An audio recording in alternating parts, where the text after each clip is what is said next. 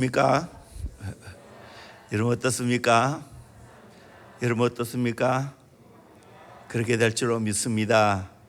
하나님의 성전의 기둥, 야긴과 보아스의 축복이라는 제목으로 함께 은혜 받기를 원합니다. 우리 신앙인들의 중심이 어디라고 생각합니까? 하나님의 전입니다. 교회입니다. 구약시대 성도들에게 있어서 가장 중요한 것이 있다면 성막이고 그 이후에는 성전이었습니다. 하나님께 짐승을 잡아 제사를 드렸습니다. 그런데 오늘날은 신약시대에 와서 더 이상 짐승의 피를 잡아 드리지 않아도 됩니다. 그러나 성전의 정신은 살아있습니다. 우리가 날마다 하나님께 나와 산 제물이 되어 하나님께 드리는 산 제사가 되어야 됩니다. 하나님께서 놀랍게도 한국교회에 축복을 주셨는데 그것이 뭐냐? 교회를 주셨다는 겁니다. 그리고 한국교회에 복음이 들어오고 교회가 세워지고 모든 것이 따라서 잘되고 부흥케 되어지고 하나님의 놀란 축복이 있게 되어졌습니다. 여기까지 오게 된 것은 주의 종들과 신앙의 선배들이 교회에서 산 제물이 되었기 때문입니다. 믿음의 선배들이 이런 고백을 했습니다. 아생교회사, 아사교회생. 내가 살면 교회가 죽고 내가 죽으면 교회가 산다는 말입니다. 그 정신으로 교회를 섬겼습니다. 이거 알아야 됩니다. 우리의 신앙의 선배들과 주의 종들이 이 정신으로 섬겼습니다. 오늘 현대교회 이거 회복해야 됩니다. 교회의 가치를 제대로 알아야 됩니다. 교회에서 내가 산 제물이 되어야 됩니다. 성경을 통해서 이것을 배워야 됩니다. 아마 하나님의 성전을 최고로 사랑하는 사람이 있다면 다윗이 아닌가 생각이 되어집니다. 다윗은 자기는 좋은 백향목 궁으로 지어져서 잘 살고 있는데 하나님의 법궤에는 천막 휘장에 있는 것을 보고 안타까이 여기면서 하나님의 종인 나단 선지자에게 내가 하나님의 성전을 지어서 드리겠습니다 라고 말했습니다. 나단 선지자는 그것을 좋게 여기면서 그렇게 하라고. 그런데 하나님은 나단 선지자에게 나타나서 말합니다. 다윗은 피를 많이 흘렸기 때문에 성전을 건축 못하게 했습니다. 여러분, 좋은 일이라고 다 할 수 있는 거 아닙니다. 하나님이 허락해 주셔야 된다는 겁니다. 그럼에도 불구하고 다윗은 하나님의 성전을 건축하기 위해서 모든 건축 재료들을 다 준비했습니다. 어마어마하게 준비했습니다. 결국에는 솔로몬이 다윗이 준비한 것 가지고 하나님의 성전을 건축했습니다. 그 건축한 장소가 어디입니까? 지난 수요일 새벽에 제가 말씀을 드렸죠. 오르난의 타작마당이었다고. 결국 하나님의 성전은 알곡을 만들어야 된다고. 그리고 아브라함이 그 아들 이삭을 잡아 바친 모리아 산이 바로 이곳이었습니다. 헌신의 제단이 되어야 되고, 솔로몬이 성전을 건축해 놔놓고 우리가 잘못했을 때 이 자리에 와서 회개하면 하나님이 용서해 주시기를 갈망하면서 기도한 것이 나옵니다. 회개의 제단입니다. 그리고 하나님의 전은 기도하는 곳입니다. 만민이 기도하는 집이라 일컬음을 받아야 된다고. 이것이 바로 하나님의 성전입니다. 오늘날 또 이스라엘 백성들이 가장 사모하고 원하는 것이 무엇일까요? 하나님의 전을 건축하기를 원하는 겁니다. 그리고 그것에서 참으로 예배하기를 원합니다. 그래서 이미 하나님의 성전을 건축할 모든 것들은 다 준비되어 있는데 땅을 차지할 수 없는 겁니다. 힘으로 밀어붙이면 할 수 있지만 이건 밀어붙이면 세계 대전이 일어날 수 있어요. 그럼에도 불구하고 유대인들은 하나님의 전을 끔찍히 사랑합니다. 그림 하나 보내주세요. 바로 예루살렘 성전 서쪽에 있는 통곡의 벽입니다. 저렇게 많은 사람들이 하나님의 성전을 사모하면서 그렇게 기도하고 있습니다. 또 하나의 그림을 보여주세요. 이 하나님의 성전산에 지금 모스크 황금 도움이 저곳에 있습니다. 옆에 보면 또 작은 건물 있죠. 저 앞쪽, 저쪽이 실제적으로 솔로몬의 성전이 건축된 곳이 아닌가 보고 있습니다. 저곳에서 세우기를 원하는데 지금 어떻게 할 수가 없어요.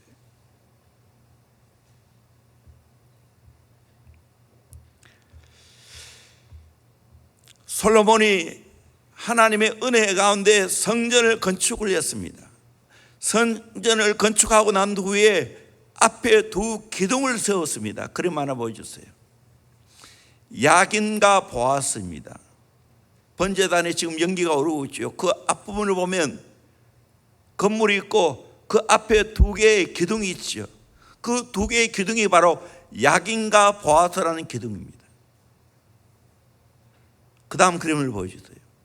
실제적으로 있는 야긴과 보아스라는 이 기둥입니다. 성경 그대로 오늘 읽었던 그대로 다 모양이 되어 있죠.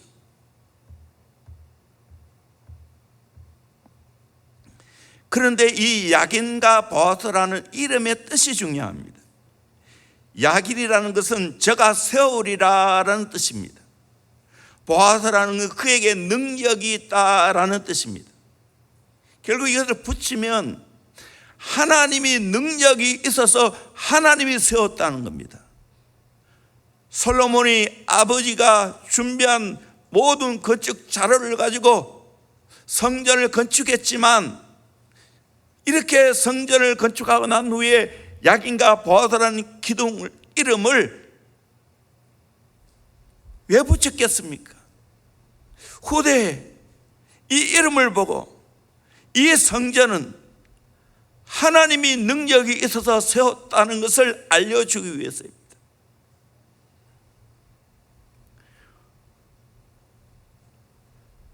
많은 사람들이 성전이나 기념관을 세우면 누구 이름으로 세우죠. 헌금 많이 한 사람의 이름을 따라 세우기도 하고 공로자를 따라서 이름을 붙이기도 하지만 중요한 것은 하나님이 능력이 있어서 세웠다는 걸 깨달아야 됩니다. 우리의 삶도 마찬가지입니다. 오늘의 내가 된 것은 하나님이 능력이 있어서 나를 나되게 하신 줄로 믿습니다. 세워주신 줄로 믿습니다. 대원교회도 마찬가지입니다. 하나님이 능력이 있어서 대원교회를 세워주신 줄로 믿습니다. 하나님이 하셨습니다. 이걸 우리가 진짜 고백해야 돼요. 이 말씀을 보면서 우리가 어떻게 살아가야 되는가 교훈을 얻기를 원합니다. 많은 사람들의 삶을 자세히 보면 그들이 의지하는 것이 있어요. 여러 부류의 사람이 있는데 첫째는 자신을 의지하며 살아가는 사람이 있습니다. 어리석게도 많은 사람은 믿을 건 내밖에 없다 생각하고 나를 믿고 살아갑니다. 내 지혜, 내 능력을 믿고 살아갑니다. 참 어리석습니다. 텔레비전에서 아톰이나 마징가 Z 같은 영화를 보고 어린 아이들이 벌써 세월이 많이 흘렀죠. 보좌관 안에 들로 쓰고는 나는 아톰이다 하고 높은 데 올라가 뛰어내립니다. 실제로 서울에서 교수님 아들이 아파트에서 나는 아톰이다 하고 뛰어내리려고 했습니다. 겨우 잡았다는 겁니다. 여러분, 자기를 믿고 자기의 능력을 믿고 살아가는 사람은 오늘날도 나는 아톰이다 하고 살아가는 사람과 똑같습니다. 나폴레옹이 나의 사전에는 불가능이 없다고 했는데 이 말은 나는 아톰이다 하는 것과 똑같습니다. 철저하게 나는 능력이 없다는 걸 깨달아야 돼요.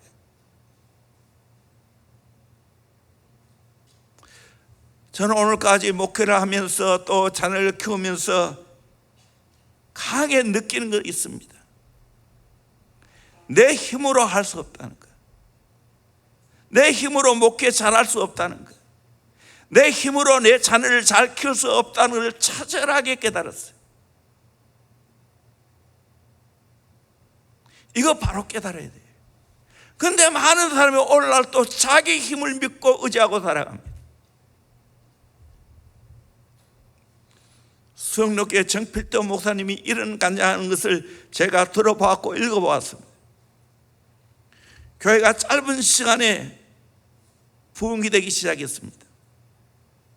그때 정말 이만하면 되었지 하고 자기도 모르게 자기의 능력을 믿게 되었습니다. 그런데 수요일날 교회 와보니까 그날 이상하게도 교인들이 온데 간데 없고 아들만 몇 명 남아있더라는 거예요. 그때 정신을 차리고 무릎을 꿇고 하나님 앞에 기도합니다. 하나님, 저의 잘못을 깨닫게 하여 주십시오. 왜 이런 일이 생겼습니까? 그때 주의 음성이 들려왔습니다. 마음에 감동이 됐겠죠. 목회 내가 해, 내가 하지. 목회 내가 해, 내가 하지. 이것이 3번이나 음성이 들려왔다는 거예요. 그때 하나님 잘못했습니다. 교회의 주인은 주님이십니다. 나는 부교육자입니다.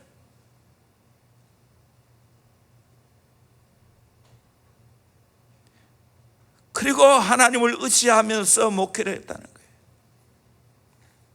이 앞에 사는 간증인데 목사님이 안식년을 맞이해서 미국에 공부하러 가게 되었습니다.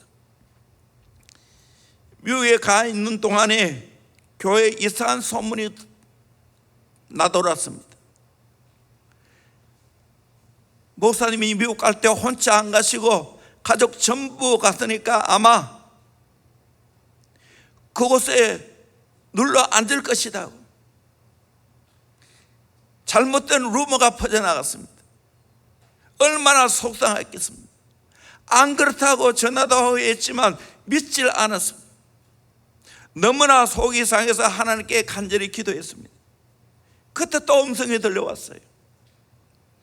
너는 얼마나 나를 믿어주느냐? 너는 나를 얼마나 믿어주었느냐? 크게 찔림을 받았습니다.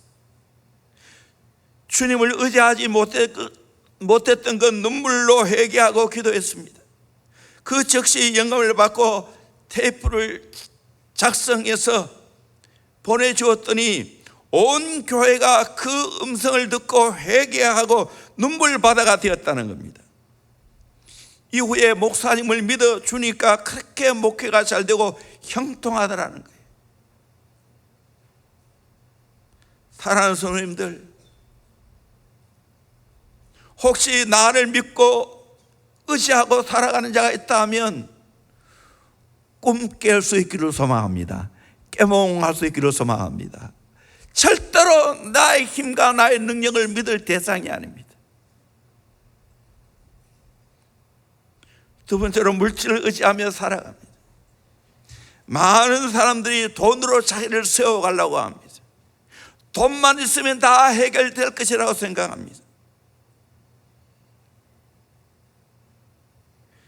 정말 세상은 돈으로 해결할 수 있는 게 너무나 많이 있지요. 그래서 유전무제, 무전유제라는 말도 생겼습니다. 돈이 있으면 죄가 있어도 죄가 없는 것으로 여기고, 돈이 없으면 죄가 없어도 죄인으로 취급받는다는 거예요. 그런데 돈은 날아가는 새를 떨어뜨릴 만큼 힘이 있습니다. 그런데 돈은 떨어진 새를 살려서 날려보낼 수는 없습니다. 생명을 주어 날려보낼 수는 없는 겁니다. 여러분, 돈으로 나 자신을 한번 세워보려고 해봅니까? 그래서 열심히 돈 벌지요. 여러분, 돈이 여러분을 세우는 게 아니에요. 물질이 여러분을 세운 거 아니에요. 그렇다고 해서 제가 물질 무용론을 이야기하는 거 아닙니다. 필요하지요. 건강하게 돈을 벌어야 되고 저축해야 되지. 근데 분명한 사실은 돈을 믿고 의지하고 나를 세우려 하면 안 된다는 겁니다. 내 인생을 세워가려 하면 안 된다는 겁니다. 잠언 23장 4절 5절 말씀 같이 보도록 합니다. 시작. 부자 되기에 애쓰지 말고 내 사사로운 지혜를 버릴지어다. 내가 어찌 허무한 것에 주목하겠느냐. 정령이 재물은 스스로 날개를 내어 하늘을 나는 독수리처럼 날아가리라. 부자 되기에 애쓰지 말라 했어요. 사사로운 지혜를 버리라고 했어요. 돈 많이 벌기 위해 사사로운 깨를 부리면 안 된다는 겁니다. 내가 어찌 허무한 것에 주목하느냐. 정령이 재물은 스스로 날개를 내어 하늘을 나는 독수리처럼 날아간다고 말하고 있어요.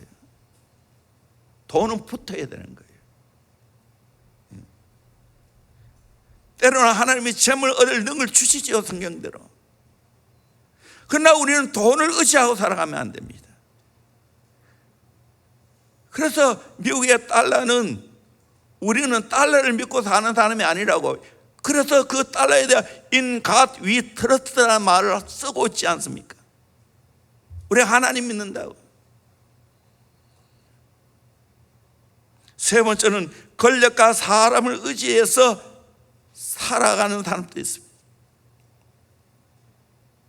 나의 가장 튼튼한 후원자는 부모이지. 그러나 부모가 아무리 능력이 있어도, 재물이 있어도 그 부모는 병들고 늙습니다. 무너질 날이 옵니다. 약간의 시간적 차이만 있을 뿐입니다. 세상의 권력도 마찬가지입니다. 그 기대하면 안 됩니다. 지금까지 제가 살아온 동안의 모든 정권은 다 무너졌습니다. 다 바뀌었습니다. 그래서 옛말에도 건불 10년이라 말이 있습니다. 아무리 건세가 대단해도 10년을 가지 못한다는 겁니다. 한때 세계를 석권하라고 했던 공산주의, 종주국인 소련이 70년 만에 무너졌습니다. 위성국가 다 무너졌어요. 그러기에 우리는 세상에 어떤 사람이나 어떤 권력을 의지하고 살면 안 된다는 겁니다. 어느 목사님이 자기를 그토록 아끼고 사랑해 주던 목사님이 강단에서 떨어졌다는 이야기를 들었습니다. 그 소식을 듣고 먼저 생각나는 것은, 하나님, 그 목사님 돌아가시면 안 됩니다. 앞으로 10년은 저를 더 돌봐 주셔야 됩니다. 그렇게 기도한 것은, 목사님은 총회장까지 지내셨고 교계에 존경받는 어른이시기 때문에 자기를 돌봐줄 것으로 생각했습니다. 그 순간 깨달음이 왔습니다. 내가 지금 하나님을 의지한 것이 아니고 사람을 의지했구나. 하나님 잘못했습니다. 하나님 의지하고 살겠습니다. 하나님께서 그 믿음대로 목회의 길을 아름답고 형통하게 길을 열어주셨습니다. 저는 요즘 세계사에 대한 관심이 많습니다. 할 수 있다면 그런 책을 보고 또는 영상을 봅니다.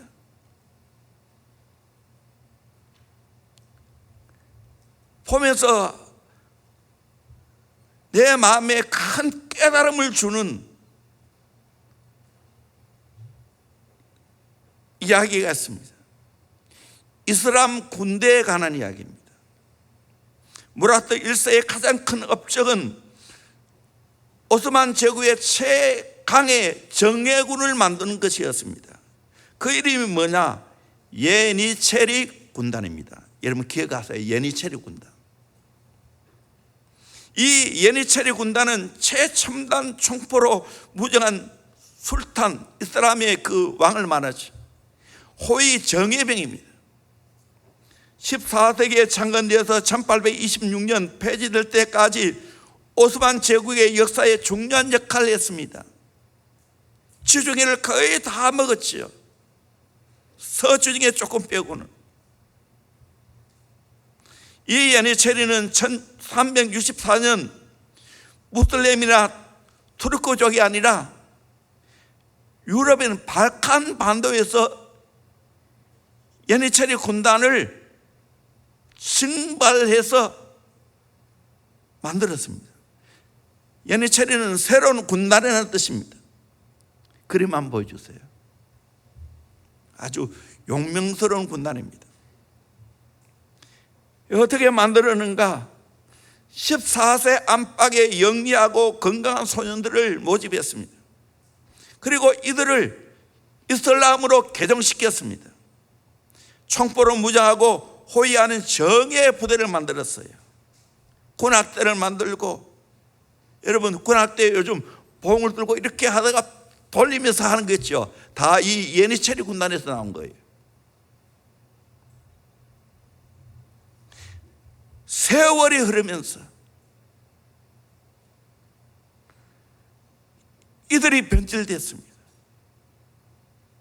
오스만 제국의 자랑이자 적들에게는 공포의 대상이었는데, 그래서 치안을 남나하고 술탄을 호위했는데 힘이 있으니까 이제는 정치에 깊게 참여하게 됐습니다. 그리고 다 사람들이 예니체리 군단에 그들을 자기 딸을 주기를 원했어요.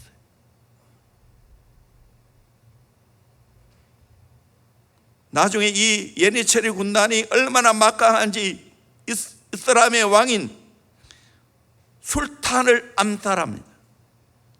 그리고 갈아치웁니다. 국정을 농락했습니다.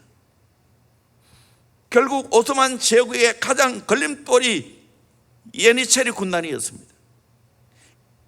이들이 개군주인 살렘 3세를 폐위하고 사촌 동생을 무스타파 4세로 즉위시켰습니다. 그런데 이들을 손본 사람이 있습니다. 폐위당한 살렘 3세의 아들인 마하메트 2세가 무스타파 4세를 살해하고, 그리고 예니체리 군단을 해체시켰습니다. 그걸 선포하자 예니체리는 반란을 일으켰습니다. 마하메트 2세는 다 미리 준비를 했습니다.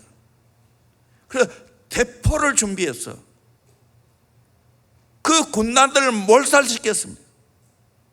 도망친 예니체리를 모조리 붙잡아서 다 처형을 시켰습니다.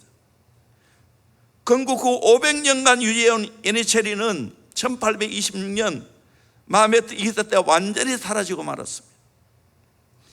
인간의 권력이 이렇게 막강한 것 같지만 결국에는 역사에 사라진 것을 봤어요. 여러분, 사람 의지하지 마세요. 사람 권력 의지하지 마세요. 성경은 뭐라고 말하는가? 사람을 가리켜서 시편 62편 9절 말씀 같이 봅니다. 시작. 아 슬프도다. 사람은 입김이며 인생도 속임수이니 저울에 달면 그들은 입김보다 가벼우리로다. 슬프다라고 말했습니다. 인간이 뭔가? 사람은 입김이라, 후하고 보는 입김. 입김에 무게가 나갑니까? 형체가 있습니까? 저울에 달면 입김보다 가벼운 것이 사람이라는 거예요. 이 사람 여러분 의지하겠습니까? 옛날 번역에는 시편 62편 9절을 가리켜서 진실로 천한 자도 헛되고 높은 자도 거짓되니 저울에 달면 들려 입김보다 경하리로다 라고 말하고 있습니다. 입김보다 경하다는 거예요. 가볍다는 거예요. 그러면 우리가 어떻게 살아가야 됩니까? 그 앞절에 보면 우리가 의지하고 우리가 정말 기대고 살아야 할 분은 하나님밖에 없다는 걸 이야기하고 있어요.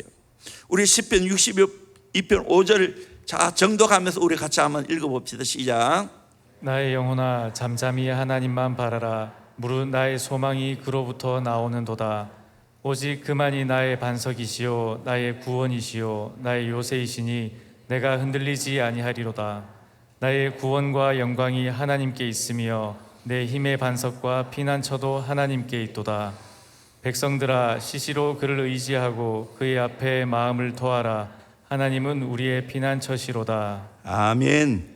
이런 좋은 하나님을 놔두고 인간을 의지하는 것은 입김보다 가벼운 것을 의지한다는 거예요. 그 의지하는 건 슬픈 일이라는 거예요. 여러분, 그러기에 우리는 어떻게 살아가야 됩니까? 시편 146편 3절에 귀인들을 의지하지 말며 도울 힘이 없는 인생도 의지하지 말지니. 우리 인생은 도울 힘이 없어요. 우리 어떻게 살아가야 됩니까? 저는 예레미야 17장을 참 좋아하는데 그 5절 6절과 7절 8절이 너무나 대조되고 있어요.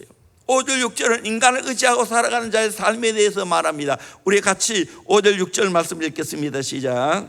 여호와께서 이와 같이 말씀하시니라. 무릇 사람을 믿으며 육신으로 그의 힘을 삼고 마음이 여호와에게서 떠난 그 사람은 저주를 받을 것이라. 그는 사막의 떨기나무 같아서 좋은 일이 오는 것을 보지 못하고 광야 간조한 곳 건건한 땅 사람이 살지 않는 땅에 살리라. 사람 믿고 육신으로 그 힘을 삼고 살아가는 그 사람은 저주받는다고 있어요. 사막의 떨기나무 같아서 좋은 일 오는 걸 보지 못한다는 거예요. 간조한 그 건건한 땅에 겨우 맹맥 유지하고 살아갑니다. 저는 유대 사막이나 또 그 아프리카 여러 사막 그리고 미국의 모하비 사막 등등을 바라보면서 그곳에 있는 모든 풀 나무들은 정말 비참합니다. 그와 같이 우리 인생 의지하고 살아가면 이렇게 된다는 거예요. 반대입니다. 대신 하나님을 의지하고 살아가면 어떻게 되는가? 예레미야 17장 7절 8절 말씀 같이 봅니다. 시작. 그러나 무릇 여호와를 의지하며 여호와를 의뢰하는 그 사람은 복을 받을 것이라.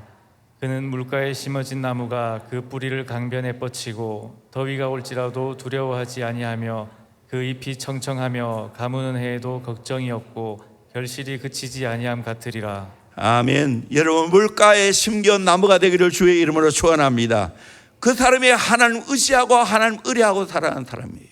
하나님께로부터 공급받기 때문에 결국에는 두려워할 게 아무것도 없어요. 항상 열매를 맺게 되는 거예요. 이런 복된 인생 살아가야 되지 않겠습니까? 20년 또 훨씬 더 된 이야기인데 저와 우리 교회를 잘 아는 대구의 교회, 큰 교회 권사님이 계셨어요. 그때 당시가 저 앞산 밑에 작은 3층짜리 빌딩을 정말 어려운 중에 구입해서 들어가게 되었습니다. 그때는 그 당시에는 정말 기적 같은 일이었어요. 꿈을 꾸는 것 같았어요. 그때 그분이 저를 만나서 이야기를 합니다. 제가 목사님을 알고 그 당시에는 이름이 좌학로교였어요. 좌학로교도 아는데 하나님이 도와주지 않으면, 하나님이 불쌍히 여기지 않으면 이런 역사가 없었을 것이라고. 그 이야기를 들었을 때 두 가지 마음이 생겼습니다. 그 당시에 저와 그 당시에 중앙로교회의 현실을 보게 됩니다. 정말 사람들 보기에 형편없는 존재와 같은 사람이고 교회였구나. 또 한편으로는 하나님 맞아요. 하나님이 불쌍히 여겨주지 않으면, 하나님이 뒤를 봐주지 않으면 저와 그 당시 중앙로교회는 아무것도 할 수 없어요.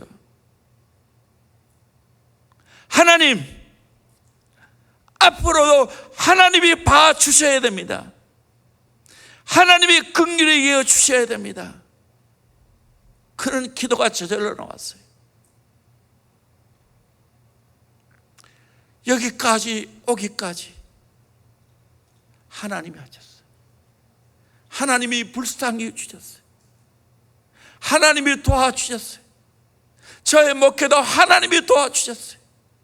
나는 하나님이 도와주지 않으면 아무것도 아니에요. 아무것도 아니에요. 대학교도 마찬가지입니다. 하나님이 도와주시지 않으면 아무것도 아니에요. 우리는 기댈 언덕도 없어요. 저도 보니까 인간적으로 기댈 사람이 아무도 없더라고요.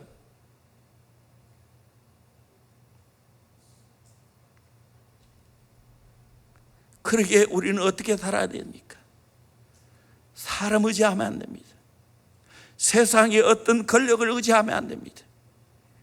자살하게 깨달아야 돼요. 마지막 결론입니다. 어떻게 살아야 됩니까? 하나님 의지하며 살아가야 됩니다. 솔로몬의 성전을 짓고 난 후에 솔로몬이 야긴과 보아스를 그렇게 두 기둥을 세워놓고 자손 대대로 하나님이 능력 있어서 하나님이 세웠다고 고백했죠. 우리도 이 고백이 있어야 돼요. 세상에 잘 나가는 건물이 참 많이 있습니다. 고대의 도시에 유명한 곳에 가면 신전이 있고 신전을 세우기 위한 기둥들이 참 많습니다. 성경이 기록될 당시 아테네 파르테논 신전 세계 7대 불가사의 중에 하나죠. 그 신전의 특징 중에 하나가 기둥이 많다는 거예요. 그림을 한번 보세요. 127개의 기둥들이 있고 그 기둥들 중에 하나가 황제로부터 하사 물품이 되었던 기둥도 있습니다. 보석이 박혀 있고 금으로 씌어져 있습니다. 지금 또 그곳에 가보면 정말 어마어마하다는 것을 경험할 수 있어요. 지금은 다 새로 복원하는 작업을 하고 있어요. 이것이 아테네 시민의 자랑거리였어요. 그런데 어떻게 됐어요? 다 무너졌어요. 저는 이집트의 룩소르를 가보고 그걸 느꼈어요. 기둥들이 얼마나 많은지. 그런데 그 기둥들만 남아있고 다 무너졌어요. 카이로 무덤의 도시입니다. 룩소르 왕들의 계곡, 왕비들의 계곡, 무덤의 도시입니다.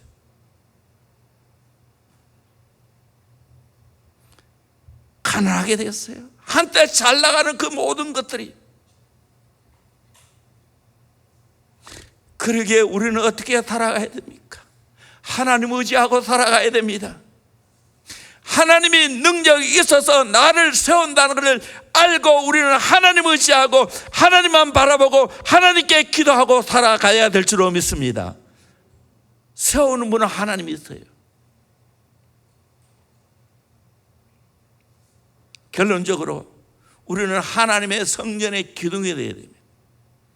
갈라디아 2장 9절 말씀 같이 보도록 합니다. 시작. 또 기둥같이 여기는 야고보와 게바와 요한도 내게 주신 은혜를 알므로 나와 바나바에게 친교의 약수를 하였으니 우리는 이방인에게로 그들은 할례자에게로 가게 하려 함이라. 기둥같이 여기는 야고보와 게바와 요한이 있었습니다. 그리고 바울이 있었고 바나바가 있었습니다. 초대교회 기둥들입니다. 서로 친교를 했습니다. 악수를 했습니다. 동력했다는 겁니다. 바울과 바나바는 이방인에게로 가서 복음을 전했고, 야고보와 게바, 요한은 할례인인 유대인들에게 복음 사역을 감당했습니다.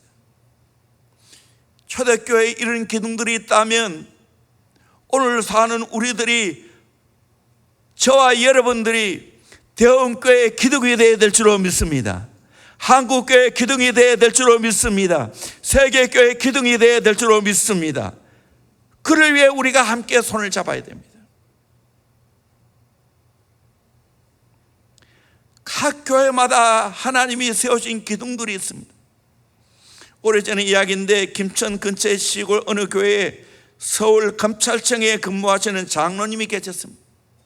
평일에는 서울에서 근무하고 토요일 날 되면, 그 당시에는 교통이 열악한데도 불구하고 내려오셔서 교회를 섬겼습니다.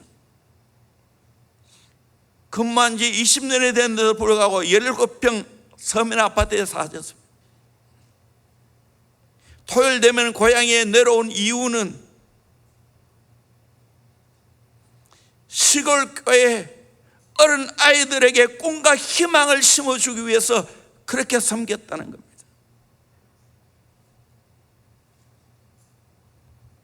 저는 꿈을 꾸고 소망합니다. 저와 여러분이 대원교회 기둥이 되어서 하나님 앞에 귀하게 쓰임받는 역사의 길을 주의 이름으로 축원합니다. 하나님이 원하는 건 바로 이것입니다. 교회가 앞산 내거리 있고, 또 앞산 대덕 식당 바로 밑에 있을 때 금요일마다 좌암산에 가서 기도를 많이 했어요. 낮에는 우리 여전도 회원들과 함께 봉고 차러 가서 기도했는데, 좌암산 올라가다 보면 왼쪽 편에 중턱에 소나무들이 있습니다. 정말 곱게 자란 쭉 뻗은 소나무가 너무 아름답습니다. 함께 모여서 합심 기도하고 또 흩어져서 그렇게 기도하고 내려오곤 했습니다. 저는 집사람이, 특별히 집사람이 하나님은 우리 교회도 저 소나무처럼 쭉쭉 뻗은 기둥 같은 사람들을 많이 보내주시고 키워달라고 기도를 했습니다. 세월이 흘러보니까 하나님이 그렇게 해주셨습니다. 그러기에 오늘 이 스승의 날에 우리 목자들, 우리 교육 선교사들, 우리 주의 종들이 정말 기둥같이 이 역할을 감당해 주기에 오늘의 교회가 있는 겁니다. 정말 감사합니다. 교회는 어떤 것입니까? 디모데전서 3장 15절 말씀 같이 봅니다. 시작. 만일 내가 지체하면 너로 하여금 하나님의 집에서 어떻게 행하여야 할지를 알게 하려 함이니 이 집은 살아계신 하나님의 교회요 진리의 기둥과 터니라. 교회는 살아계신 하나님의 교회이고 진리의 기둥과 터가 된다고, 진리로 이 교회가 세워진다는 겁니다.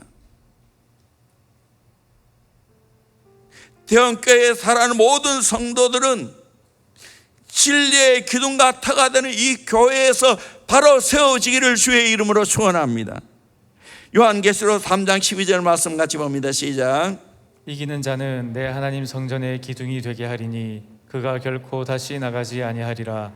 내가 하나님의 이름과 하나님의 성 곧 하늘에서 내 하나님께로부터 내려오는 새 예루살렘의 이름과 나의 새 이름을 그의 위에 기록하리라.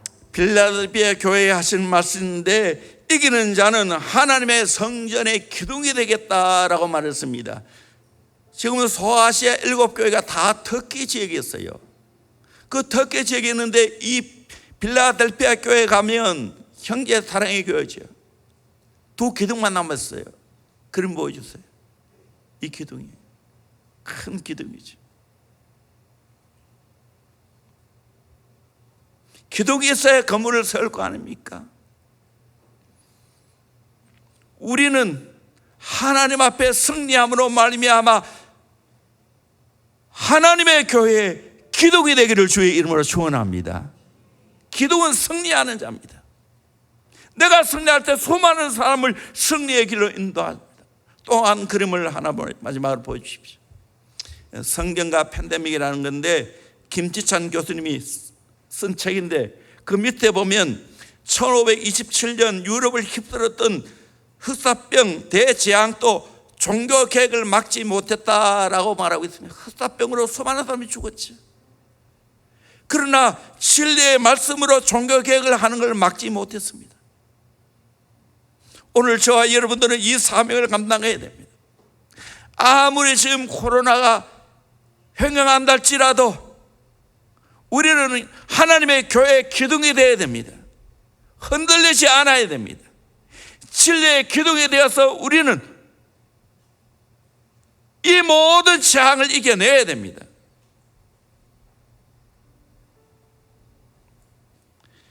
하나님은 우리에게 이것을 원하십니다. 다윗이 하나님의 성전을 다 재료를 준비해 놓고 마지막에 하나님 앞에 기도한 내용이 있습니다. 이것들 같이 읽고 마치겠습니다. 역대상 29장 11절 12절입니다. 같이 봅니다. 시작. 여호와여 위대하심과 권능과 영광과 승리와 위엄이로다. 주께 속하였으니 천지에 있는 것이 다 주의 것이로소이다. 여호와여 주권도 주께 속하였사오니 주는 높으사 만물의 머리이심이니이다. 아멘.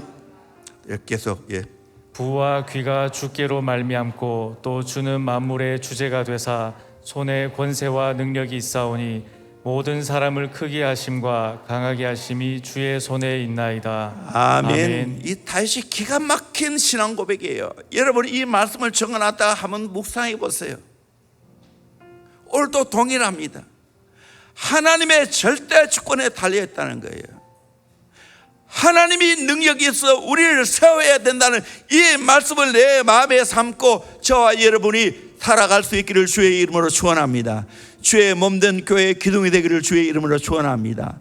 나도 내가 세워지는 것은 하나님의 능력이 있어서 나를 세운다는 걸 알고 약인과 보아스의 이 귀한 신앙으로 기둥같이 쓰임받는 저와 여러분 되기를 주의 이름으로 축원합니다. 기도하겠습니다. 찬양은 다음에 하겠습니다.